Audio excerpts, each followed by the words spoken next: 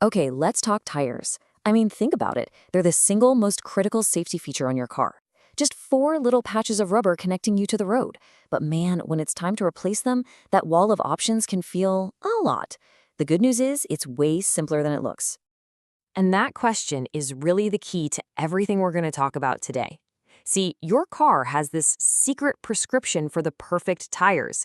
It's hidden in plain sight, but most people, they have no idea where to find it, or even that it's there in the first place. So here's our game plan. We're going to find your tire's birth certificate, go over the 3 golden rules you can't break, and tackle some tricky situations like run flats. We'll also hit a major danger zone you need to know about, talk about what to do if you're only replacing 1 or 2 tires, and finally turn you into a savvy tire buyer. Stick with me and you'll walk away knowing exactly what to do.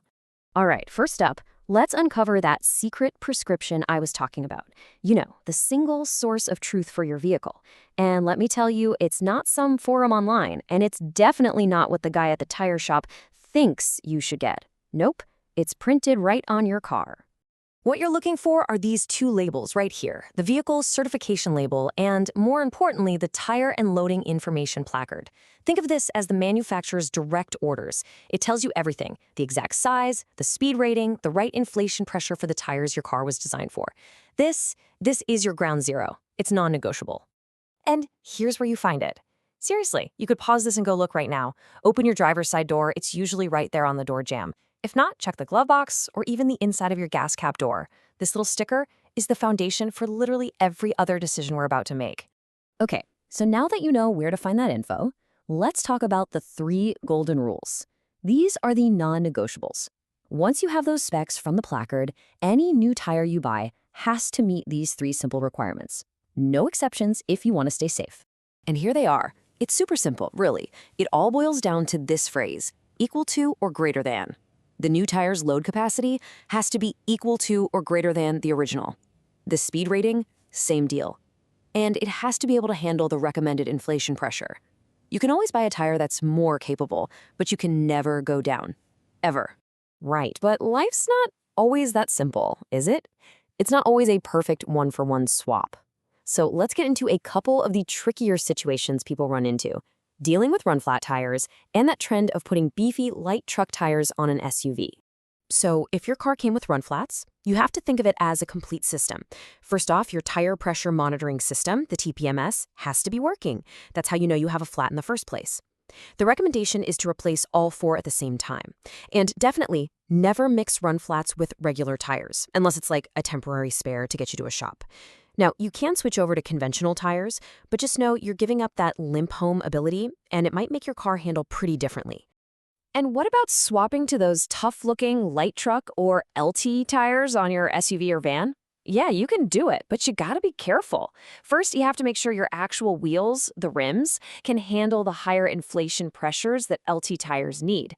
And you'll probably have to adjust that pressure to make sure the new tire can carry the same weight as the old one. The bottom line here? Talk to your vehicle's manufacturer. Check the recommendations before you do anything. Okay, listen up, because I need your full attention for this next bit. We're about to enter the danger zone. And I'm not being dramatic. This is what the industry itself calls a life or death warning. This has nothing to do with performance or tread life. This is about preventing a sudden, violent explosion. When you see a warning like this, it signals the single biggest risk in this whole process. What I'm about to tell you is something you absolutely, positively cannot afford to get wrong. I'm just going to read this quote verbatim because it's that important. There is a danger of serious injury or death if a tire of 1B diameter is installed on a rim or wheel of a different rim diameter. It sounds so simple, right? Mismatch the diameters, and the result can be, well, literally explosive. And this is why it's so incredibly dangerous. Take a look. You might be able to wrestle a 16-inch tire onto a 16.5-inch rim, but that inner edge of the tire called the bead, it's not going to seat properly in the rim. There's a gap. So when you start pumping air into it, that immense pressure has to go somewhere. The bead will snap, and the whole thing explodes with enough force to kill. The rule here is absolute. The diameter number on the tire and the diameter number on the rim must match. Exactly. Period. Okay. Let's step back from that really critical warning and talk about something way more common, but something people get wrong all the time. What happens when you only need to replace 1 or 2 tires, not the whole set? So picture this. You've got two brand new tires. Where do they go? On the front, right? I mean, that's where the steering is, the braking, all the action. Or do they go on the back? Well, the right answer actually surprises a lot of people. The answer is always the rear axle. No debate. New tires go on the back. Why? Well, it's all about preventing a super dangerous situation called oversteer. That's when your car's rear end tries to spin out. New tires have all that deep tread, which gives you amazing grip, especially when it's wet. You want that best grip on the rear to keep the car planted and stable. So just remember the rule, new rubber on the rear. All right, let's wrap this up by turning you into a truly savvy tire buyer. We'll quickly cover cosmetic upgrades and then talk about the major risks of buying used tires. You've probably seen this or heard of it. It's called plus sizing.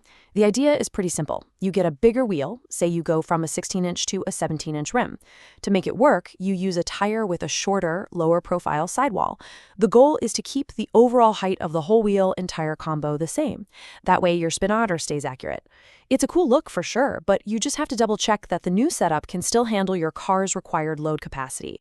And finally, let's talk about used tires. Look, I get it, they can save your money, but they are a huge risk because you have no idea what that tire has been through. It could have internal damage from being driven on flat that you just can't see from the outside. So if you're even thinking about it, you have to look for red flags, any repairs, any bulges or cracks, or if the DOT identification number has been scraped off, run away.